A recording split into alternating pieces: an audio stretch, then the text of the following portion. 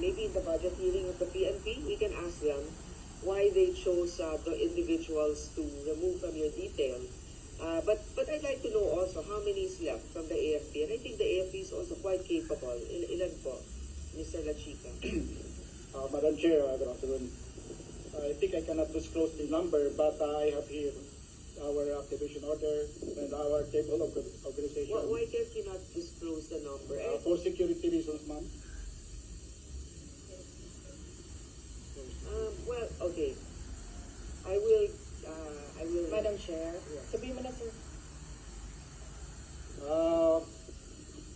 From our table of organization, ma'am, and equipment, we are authorized to have 364 personnel coming from the different major service of the AP.